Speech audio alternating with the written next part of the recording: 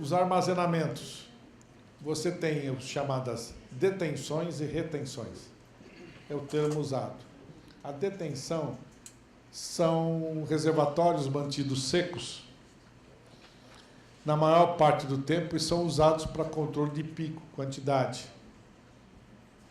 As detenções são chamadas estendidas quando a água fica de 12 a 24 horas no reservatório para melhorar a qualidade. Então, você tem detenção tradicional e detenção estendida. É aquela que tem uma parte do volume para melhoria da qualidade da água. Normalmente, eles têm, esses dispositivos, eles têm uma pequena torre aqui, uma grade, que retém o lixo, e essa grade vai até uma altura correspondente a 2 anos de recorrência. E esse primeiro volume é para a qualidade da água. Aí a água entra pelos orifícios aqui, e depois de 2 anos ele entra por cima da torre. A retenção são reservatórios mantidos com lâmina de água, portanto ele precisa de mais volume, que tem a função de reduzir o pico e melhoria da qualidade da água, além, né, exemplo, banhados ou reservatórios urbanos. As retenções necessitam de maior volume e mais espaço. A detenção fechada pode custar até 7 vezes mais que a detenção aberta, sem considerar desapropriação. E depende também se tem rocha, se não tem rocha, e questões como essa. Então, aqui você tem uma caracterização da retenção. Você tem a detenção offline, que ela fica fora do sistema de drenagem e só vai para lá em determinadas circunstâncias, que é, num sistema de drenagem como esse, quando ele chega na sua capacidade máxima, ele joga a água para cá. E depois que essa vazão diminui, a água que está aqui volta para o sistema de drenagem. Qual é a vantagem desse sistema? Esse sistema é útil quando você tem um sistema misto. No sistema misto, a maior parte do tempo vai passando o esgoto para jusante, com pouca água pluvial, e só vai para cá e contamina menos quando tem um excedente. Não quer dizer que não contamina, mas contamina menos, dá menos manutenção, né? E com um pouco de manutenção você evita que fique degradado. Então, quando o escoamento de tempo seco não passa pela detenção, o conduto a jusante se limita à capacidade de escoamento e quando atinge essa vazão, o volume escoa para a área de armazenamento, retornando por gravidade. Quando você tem uma água mais limpa e você tem extravasamento menos frequente, você pode fazer um uso da área de detenção para outros de recreação. O que você não pode fazer para recreação, se isso aqui toda hora for usado e contaminado, porque aí você cria um risco. Agora, se você tiver um tempo de retorno de uso disso acima de 5 anos, então, em média, a cada 5 anos você vai dar manutenção nessa área. Então, já não é tão sério. Agora, se é um lugar que inunda mais de uma vez por ano, 3, 4 vezes por ano, ou mesmo 1 ou 2 vezes, uma vez a cada 2 anos, você tem que olhar com cuidado. E aí não é tão factível de você fazer um outro uso para essa área. Aí como que funciona? A água está aqui, vai subindo. Quando sobe, ele joga a água para a lateral. Depois, quando ele desce, ele volta com a vazão. Agora, vejam, eu não posso ter um armazenamento desse muito profundo, porque ele não volta por gravidade. Como que eu poderia resolver isso se eu tenho uma restrição muito grande à área? Uma possibilidade é você criar volumes do subsolo, mas aí você tem que botar uma estação de bomba para depois retirar aquele volume. Então, em alguns lugares, pode compensar você precisar de mais volume e aprofundar isso. mas aí você vai ter que botar uma estação de bomba e operar ela, que já é outra questão fundamental. Tá? Professor, hoje em dia com as bombas móveis também isso é menos complicado, né? Só pode fazer uma caixinha ali, deixar com a instalação elétrica, chega lá, no período que tiver bombeia, acabou, tira e leva embora. Pode. Só é evidente que numa cidade você tem que ter uma logística boa para isso, né? Seria muito mais recomendável, por exemplo, que a cidade que tiver isso tenha uma terceirização desse serviço de manutenção e de operação. Até ele pode fazer por partes da cidade e fazer os caras competir por preço, né? Coisas dessa natureza. Depois você tem a detenção inline, que é, ou seja, o conduto passa por dentro, como aqui, ó. Mas você cria um pequeno canal preponderante para passar com a capacidade equivalente àquela vazão de esgoto, se é que você tem condição mista. Mas você precisa essencialmente de uma grade aqui na entrada para a retenção do lixo. Porque senão o lixo vai se espalhar aqui, por exemplo, não tem a tal da grade, talvez tenha aqui, a gente não esteja olhando. Mas espalhou aqui, o teu custo aumenta para limpar isso. Então, normalmente se faz uma câmara de entrada onde o lixo se retém, fica retido aqui. E aí você dá limpeza logo que possível. Importante a manutenção para evitar que se transforme em área degradada.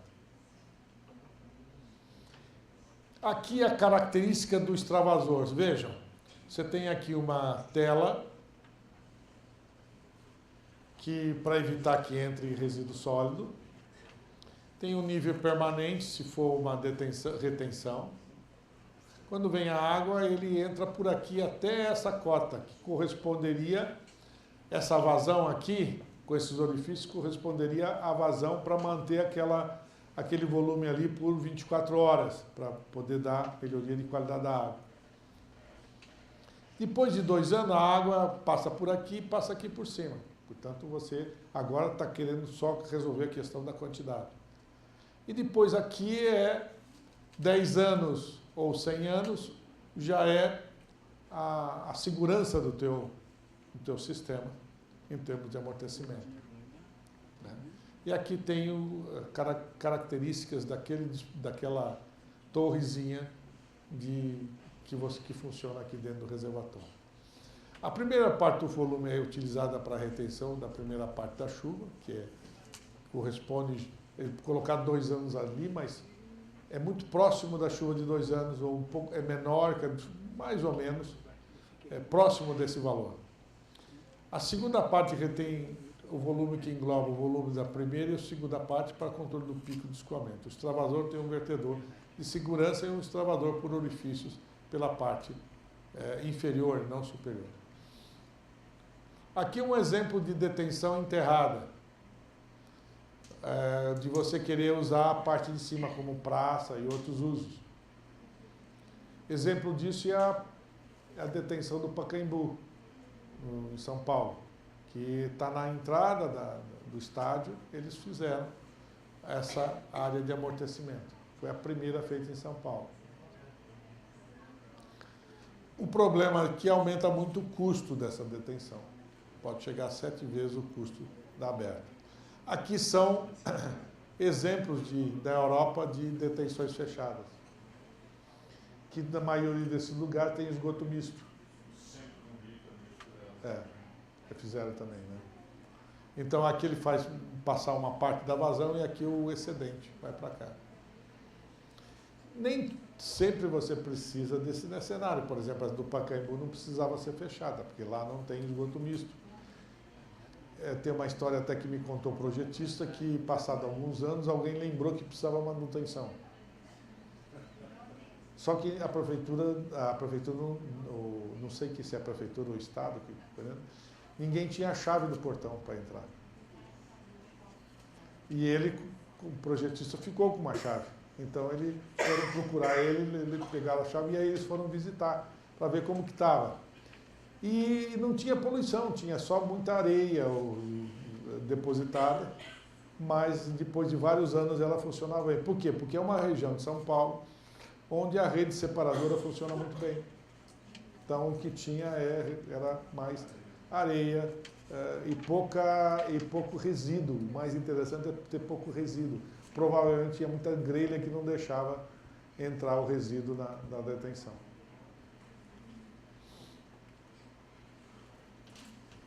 Aqui, vocês têm o uso de banhado. Esse aqui, por exemplo, é um banhado construído. Aqui também. Esse aqui também. Recupera a qualidade pluvial e reduz o pico. Desvantagem, porque necessita de uma área extensa.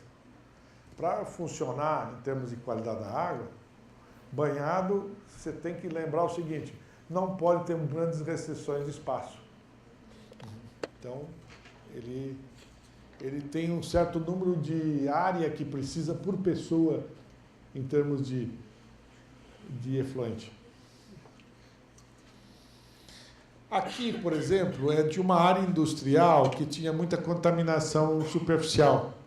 Eles fizeram uma primeira câmara para receber a drenagem, depositar, e depois jogavam aqui e ela saía o que ia embora por infiltração. Então, essa primeira câmara, vocês podem ver que é toda impermeabilizada. E aqui não. Isso aqui é uma área de amortecimento num bairro, numa cidade francesa. Isso aqui também. Esses outros eu não me lembro. Esse aqui também é na França. E esses dois aqui eu não me lembro.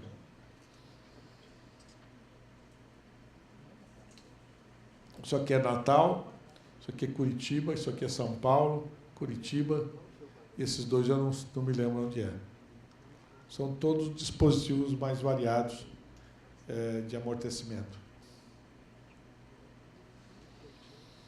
Aqui Natal, de novo, Natal, esse é o Águas Espraiadas, aquele onde teve o negócio do Maluf, né? Aqui Águas Espraiadas, você veja, um parque feito. Olha esse parque aqui, para ver se tem alguma área verde. Tá certo que ele inunda, mas ele inunda com uma frequência bem menor. Mas ele está... o cara que for aqui num tempo quente, ele fica sendo cozinhado vivo, né? Aqui o Águas Espraiadas, como é o tamanho do reservatório.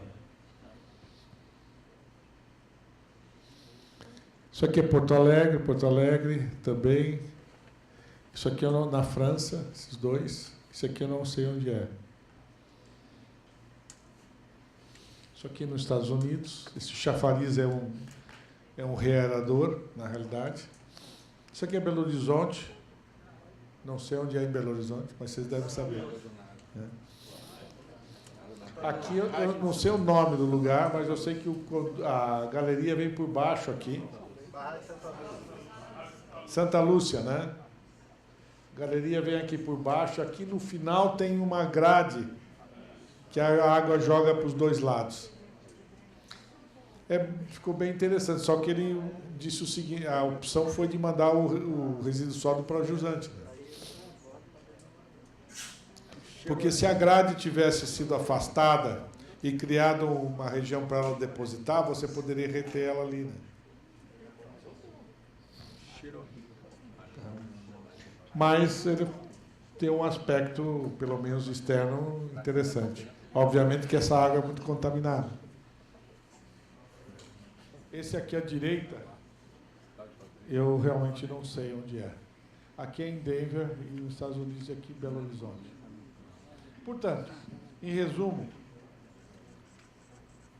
você tem a detenção, tipo de detenção, que tem características de controle de volume e pico, usos para amortecimento.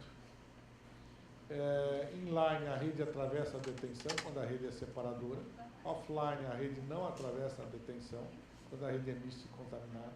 Fechada, maior custo de construção e manutenção, qualquer dos tipos anteriores. A fechada geralmente está relacionada com a contaminação ou para o uso do espaço. Quando não existe espaço e risco de área degradada, conflito com a população. Retenção, controla a qualidade da água, geralmente inline para renovação de volume e melhoria da qualidade da água. A melhor solução é a retenção. Por que é a melhor solução a retenção? Porque você resolve o problema da qualidade da água, resolve o problema da quantidade da água. E não vira área degradada porque tem uma lâmina d'água, as pessoas gostam de ver uma lâmina d'água perto de casa, e o outro que acaba virando, de alguma forma, degradada pela contaminação. É evidente que a retenção, se você jogar muita poluição lá, também vai ficar contaminada. Mas a lâmina d'água sempre traz uma qualidade, pelo menos uma ambientação melhor. Só que, qual o defeito da retenção? Você precisa de um pouco mais de volume para manter aquela lâmina, aquele volume que vai ficar com água, que já que vai reduzir o tanto que você vai amortecer.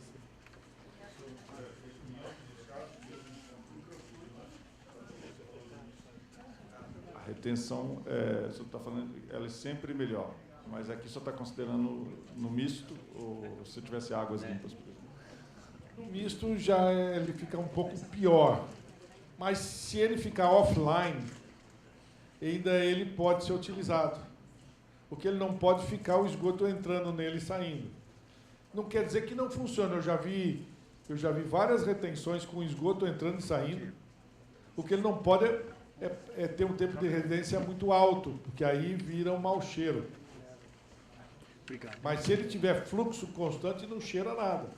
Muito pouco.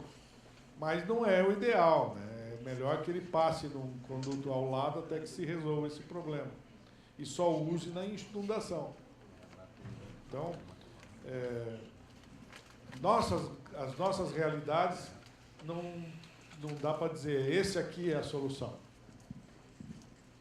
No caso agrícola, né, a gente às vezes utiliza para alguns tipos de criação, né, aqueles organismos, um pouco de macrófita, então, às vezes microplantas também, para fazer essa limpeza. Isso poderia ser associado a essa parte de retenção, com a melhoria também dessa qualidade?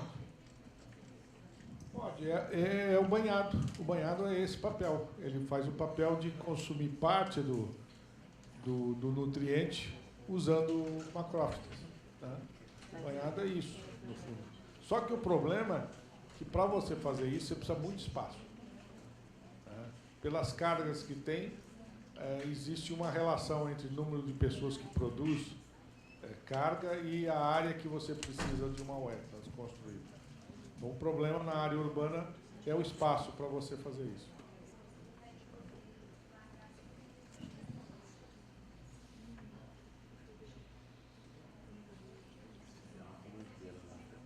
Vejam, esses números aqui são interessantes. Mostra, por exemplo, para cada parâmetro de qualidade da água, quanto que você reduz aquele parâmetro por deixar a água ali em função do número de horas. Por exemplo, se você deixar 2 horas, você reduz em 34% a remoção de sólidos totais.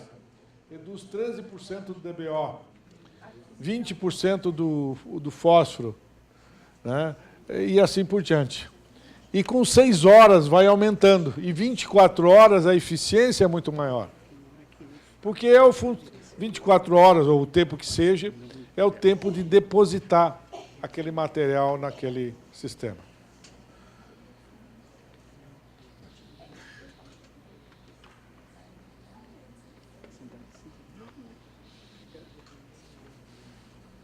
Só comentar o caso de uma bacia de detenção aqui, em Betim, né, que eu vi instalar, vi operar.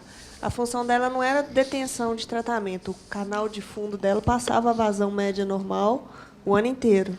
E ela só subia com a cheia. A primeira cheia que ela operou, que ela chegou até a verter, depois que esvaziou, a prefeitura tirou de lá 20 caminhões de lixo. 20 caminhões de lixo de dentro da bacia. Então, fico imaginando esse sistema fechado, como é que seria... Terrível, né? Terrível a manutenção disso. Eu vou te contar um trabalho que eu fiz em 2008, em Jacarta. O Banco Mundial me pediu que fizesse uma avaliação, porque era um empréstimo de 150 milhões de dólares. E o projeto era o seguinte. Eles estavam financiando a limpeza dos rios para diminuir as enchentes. Ou seja, estavam tirando lixo dos rios. Né? E tinham várias detenções, vários sistemas. Tava assim, era um samba do crioulo doido, né? Porque eu fiz uma estimativa de que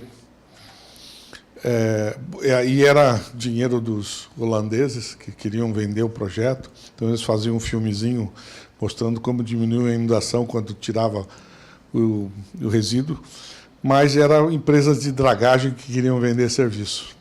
Nitidamente era um lobby dessas empresas.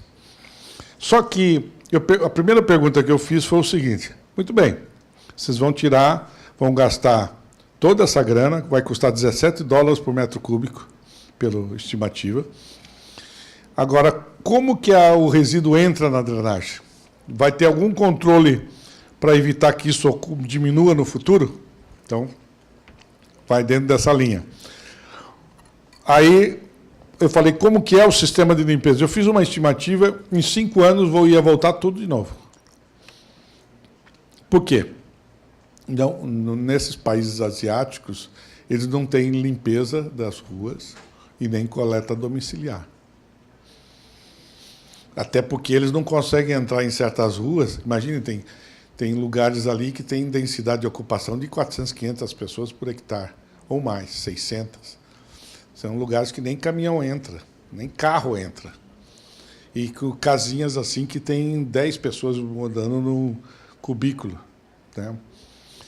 Aí, como é que você faz? Como que é o lixo lá? O lixo é o seguinte, as pessoas levam num centro de recepção de lixo e pagam. Brincadeira, né? Então, a geração de lixo era... Eu falei assim, a minha ideia era o seguinte, você vai gastar $17 por metro cúbico, em 5 anos volta tudo, porque você não investe na melhoria desse sistema. Não sei qual é a solução, mas tem que investir nisso. Né? Então, é mais ou menos isso que você está comentando. Havia tanto lixo que a primeira coisa não é o problema não está na retenção. A questão principal é como melhorar o manejo de resíduos sólidos para diminuir esse problema. Né? E as mesmas pessoas que numa semana estavam reclamando da inundação, na semana seguinte, quando a gente estava fazendo a vistoria da limpeza, estavam jogando lixo lá de dentro. Faz aquele do saco de lixo que joga.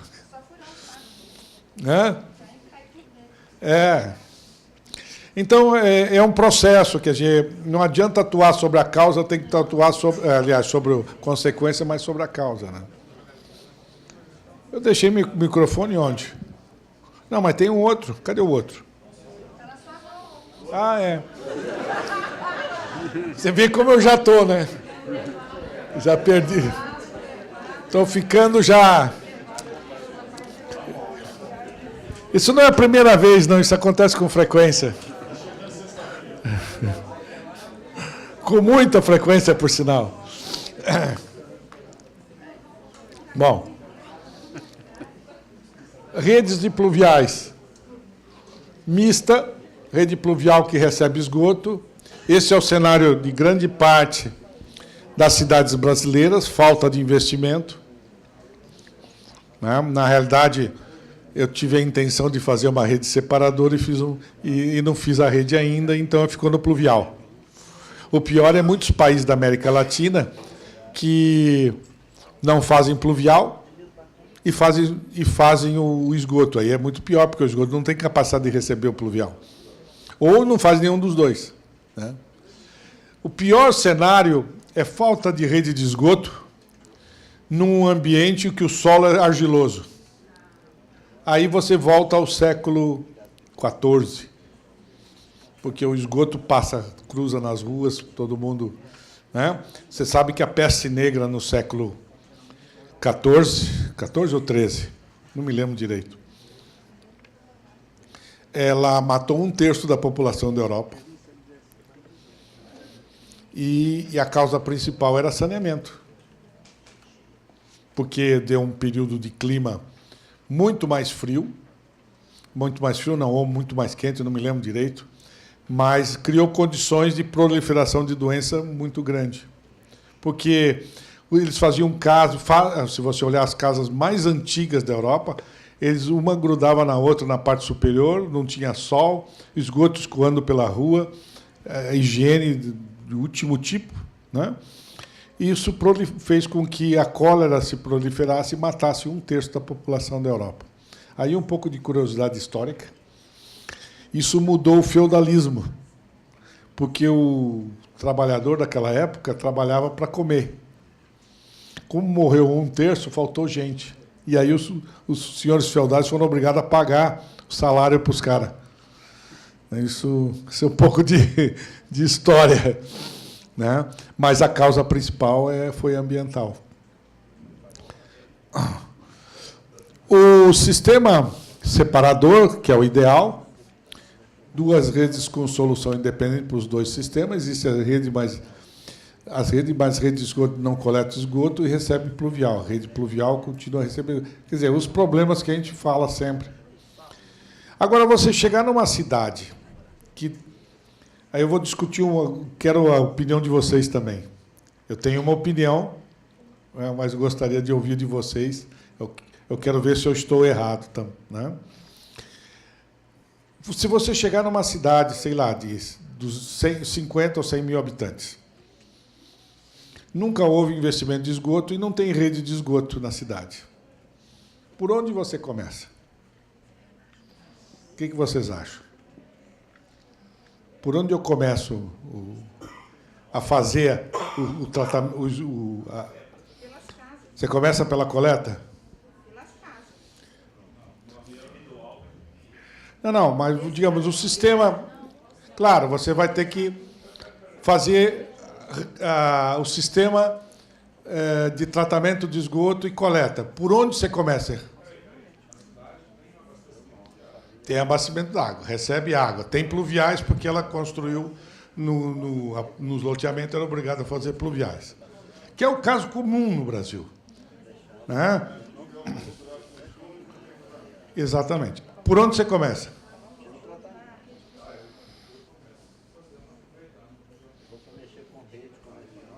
Pega um microfone aqui. Eu quero ouvir a opinião dos senhores sobre o assunto. Aí vamos discutir. Porque esse é o cenário brasileiro. Grande parte da cidade não tem tratamento de esgoto. Corre tudo no pluvial. E aí? Por onde eu começo? Aproveitando o sistema de água pluvial E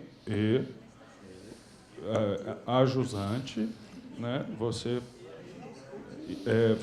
instala o sistema de tratamento dessas águas.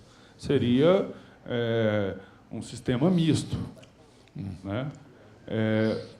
Ou seja, Acontece que numa situação dessa, né, você tem que ter um sistema de tratamento, né, que ele seja capaz de tolerar, né, choque de cargas dentro da estação de tratamento, que é mais ou menos o que acontece nos Estados Unidos, embora lá seja concentrado, que é porque eles têm aquele triturador nas pias e você tenha esgoto com alta concentração. Né? Mas lá também é lodos ativados, é outra história. Né? Então, eu tentaria aproveitar esses sistemas de água pluvial, né, do que você fazer esse sistema separador que nunca fica pronto e nunca vai para lugar nenhum. Quer dizer, mas obviamente que você não vai parar aí, você vai com o tempo... Então, a proposta dele, cidade X, 50 mil habitantes, 0 de esgoto, mas tem pluvial. A proposta dele é fazer o seguinte, aproveitar a rede de pluviais e tratar o esgoto na saída, ou seja, fazer um interceptor, porque aí você tem que fazer um interceptor, né, para levar toda a água pluvial com esgoto para uma estação de tratamento e tratar. Tá? E depois, com o passar do tempo, ir fazendo os ramais dos interceptores e cobrir com separação ou não. Aí é uma questão de avaliação econômica. Essa é a proposta. Como é que hoje é feito? Hoje é feito o seguinte, a empresa de saneamento vai e começa a fazer os coletores todas. E depois de um grande passado de tempo, ela chega à estação de tratamento. Ou não. Então fica só... Por exemplo, o Estado de São Paulo é o rei de fazer isso. Coleta e não trata. Tá? Então, o que você... o grande defeito desse sistema é que você aumenta as cargas em alguns lugares.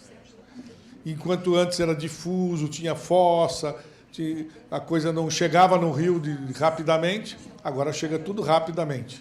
Então, e o custo da rede de coletora, geralmente está na faixa assim, de 60% o custo de coletora e 30% ou 40% de tratamento de esgoto. Portanto, o custo maior é da rede coletora. Varia muito isso, porque depende de estações de bomba, depende da configuração. E nós estamos falando num custo... isso.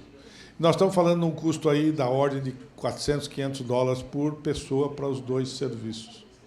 Então, tem duas propostas básicas. Eu vou de montante para jusante ou de jusante para montante.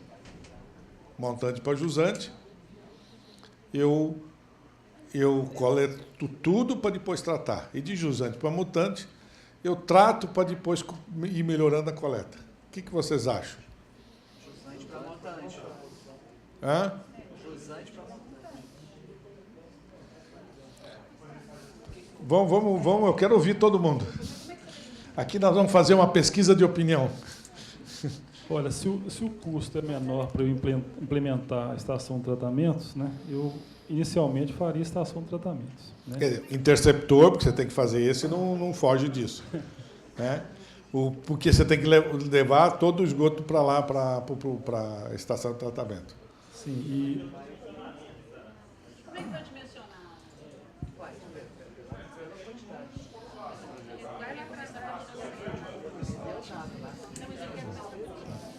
Não sei, professor. Talvez a proposta seria um interceptor da rede mista, levando para uma ET, enquanto não tivesse água pluvial, trataria somente o esgoto, quando chovesse, bypass, e ao mesmo tempo ia colocando a rede coletora, rede tronco, para depois fazer o separador absoluto. Eu digo isso porque esses dois cenários são os cenários... O cenário de coletar tudo e tratar é o cenário de rede separadora. E o cenário, o outro que nós falamos, é o cenário de rede mista. Né? Então, a opção aí, e eu vou discutir cada uma delas. Fala. Só colocar uma situação. Essa colocação que eu fiz é a que você vai oferecer um saneamento a curto prazo, tá? Porque o sistema separador ele vai ser a longo prazo. Sem dúvida. Você vai encontrar em vantagens e desvantagens. Vamos, então, agora equacionar as vantagens e desvantagens dos dois sistemas, porque os sistemas que existem hoje. Não é nenhuma novidade isso aí. Agora eu pergunto o seguinte, no Brasil, nós queremos fazer tudo separador. O que aconteceu nos Estados Unidos e na Europa? Nos Estados Unidos, as grandes cidades que já estavam como sistema misto, continuaram com o sistema misto. O que mudou foi aquelas zonas de expansão que eles fizeram separadores. Nos Estados Unidos também. Cidades mais antigas têm partes da cidade como sistema misto e parte da cidade como sistema separador. Então, essa é uma prática na América Latina, em Medellín também. Você tem uma parte da cidade que é parte da cidade com interceptores e mistos e outras partes da cidade separadora. Mas nós estamos no nosso caso da cidade de 50 mil habitantes que não tem nenhuma rede de esgoto. Se eu for hoje fazer toda a coleta vai custar mais ou menos $200 por pessoa para fazer toda a coleta. Mais ou menos. Varia bastante, mas $200. $300. E o tratamento, $200 por pessoa. Se ele tem 50 mil pessoas, eu vou ter que primeiro gastar $200 por pessoa, $300 por pessoa para fazer a rede de coleta, para depois chegar no tratamento. Enquanto isso, o rio continua poluído. Então, A vantagem de começar pelo sistema do interceptor e sistema misto, que é o que ele mencionou ali, você coleta no interceptor a vazão de tempo seco. O que é a vazão de tempo seco? É o esgoto mais uma percentagem, que geralmente que varia entre 40% a 200% do valor do esgoto. Você leva isso para a estação de tratamento. Aí vem a desvantagem, que ele mencionou que a carga é mais variável, mas mais variável no período dia chuvoso. No dia seco, ele vai ter um padrão de chegada.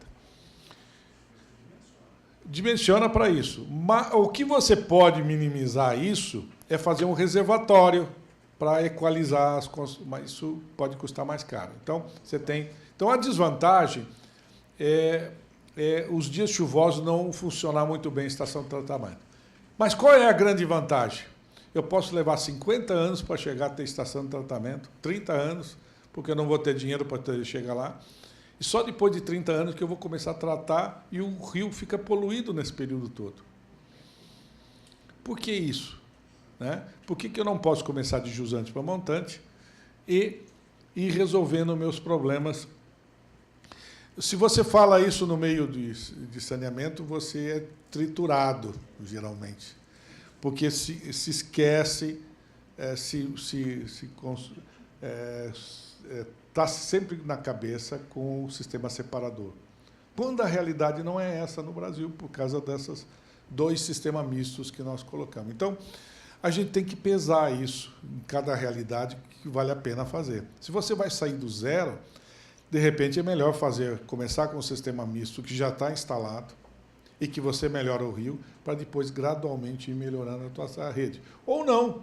Ou eu tenho dinheiro suficiente e vou fazer tudo. Agora, isso tem que ser pesado, isso não pode ter uma solução assim, é sempre assim ou é sempre assado. Você tem que estudar. Por isso que eu coloquei ali o sistema de transição.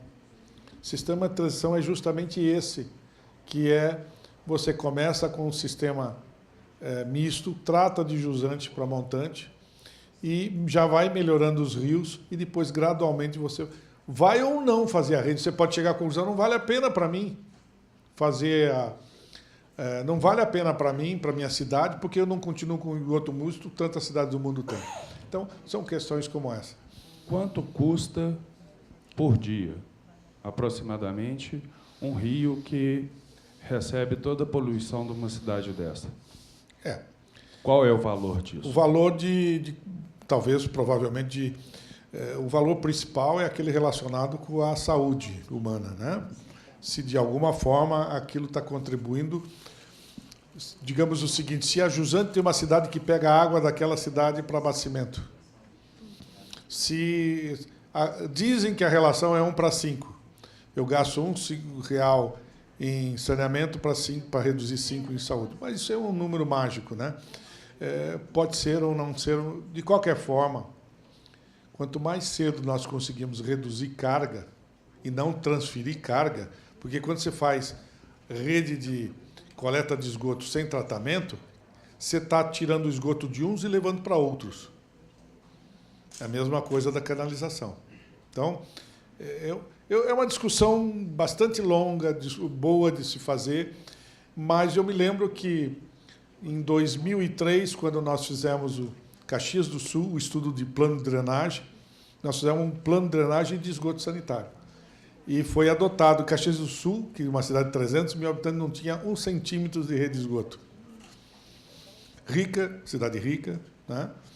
E foi feito dessa forma, foi feito interceptores e já foi construído de forma que, não sei se eles vão levar adiante a aumentar a rede de interceptores, mas foram feitos 2, drenagem e esgotamento sanitário, juntos justamente por essa discussão de custo. E se vocês conhecem o Italiano do Sul, do Italiano de São Paulo, do Sudeste, o Italiano do Sul, existe uma grande diferença, né? O Italiano do Sul do Brasil veio do norte da Itália. É o piemontês, o vêneto, etc. É famosíssimo de ser pão duro, terrivelmente pão duro. né? E o italiano, já que veio para São Paulo, é italiano do sul da Itália, que não tem nada a ver com isso, né?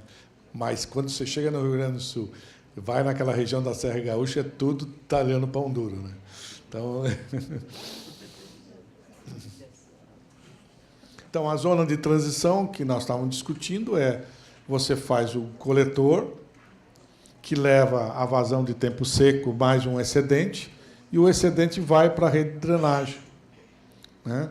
Enquanto isso, depois, se você tiver mais recursos, você pode ir com os coletores expandindo a esse sistema.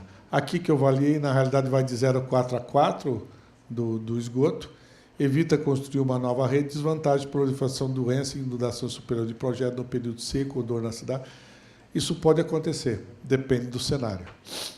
Uma forma de você evitar odor na cidade é botar nos bueiros um sifão. Aí elimina o odor. Boa parte de Montevidéu, de Buenos Aires, é sistema misto. Sistema separador, rede de coleta independente com tratamento de esgoto, rede pluvial com sistema online, controle de resíduo e manejo de água poluente. Vantagem: manejo adequado das detenções, retenções urbanas com maior tempo de residência, permite o controle da qualidade da água, evita-se águas contaminadas nas enchentes superiores de projeto, evita-se odor no período, evita-se o colapso do sistema de drenagem por corrosão. Desvantagem no cenário de transição: o custo inicial da implantação de rede separadora é alto. Portanto, você tem vantagens e desvantagens. Você tem que entender o seguinte: se o teu sistema separador vai se tornar misto, aí não sei se a vantagem é você fazer um separador. Eu digo, vai se tornar misto porque na hora que você começar a fazer as conexões das casas, você vai fazer a conexão mal. Quer dizer, é difícil você prever como vai acontecer. Mas se já existe naquela cidade sistema separador com mau funcionamento, então é melhor você corrigir todo esse processo antes de querer investir num processo que você sabe que vai falir. Aqui está um pouco das redes, né? Separador sem controle da drenagem. E aqui separador com controle da drenagem. Você pode ainda mandar aquele resíduo que está no sistema de drenagem das águas pluviais para a estação de tratamento. Vamos fazer um intervalo aqui, depois nós vamos falar do lixo, né? Então, intervalo de café. Eu ia só complementar.